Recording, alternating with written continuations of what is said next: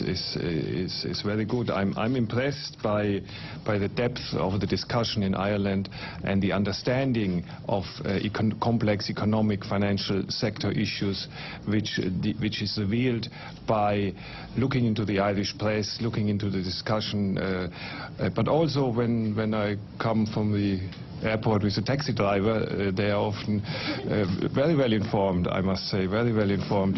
So I think that is a good sign that here we have an open discussion. It's a difficult adjustment process, but there is an open debate, and there's a debate where economic arguments play an important role, and I think that is how it should be. Klaus Masuch, did your taxi driver tell you how the Irish people are bewildered that we are required to pay unguaranteed bondholders billions of euros for debts that the Irish people have no relation to or no bearing with, primarily to bail out or to ensure the solvency of European banks?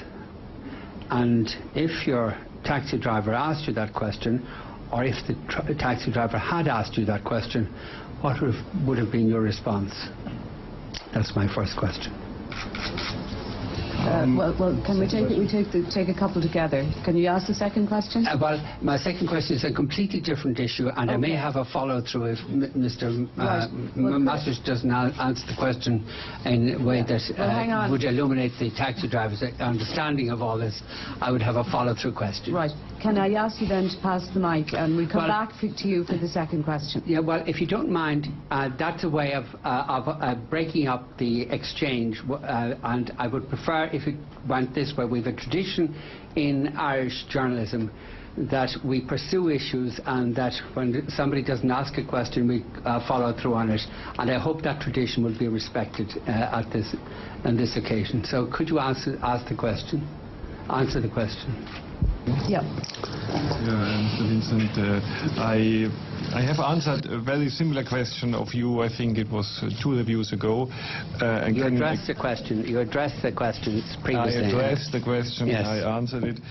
I would say I can understand that this is a difficult decision to be made by the government, and there's no doubt about it. But there are different aspects of the problem to be balanced against each other, and I can understand that the government came to the view that all in all, the costs for the Irish people, for the stability of the banking system, for the confidence in the banking system, of taking certain action in this respect, which you were mentioning, could likely have been much bigger than the benefits for the taxpayer, which of course would have been there. So the financial sector would have been affected, the confidence of the financial sector would have been negatively affected, and I can understand that there was a difficult decision, but that the decision was taken in this direction.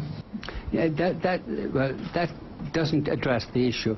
We are required to pay in respect of a defunct bank. There's no bearing on the welfare of the Irish people at all.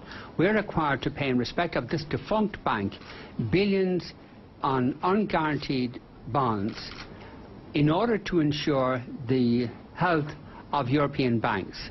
Now, what would you explain, how would you explain that situation to the taxi driver that you talked about earlier? I think I have addressed the question.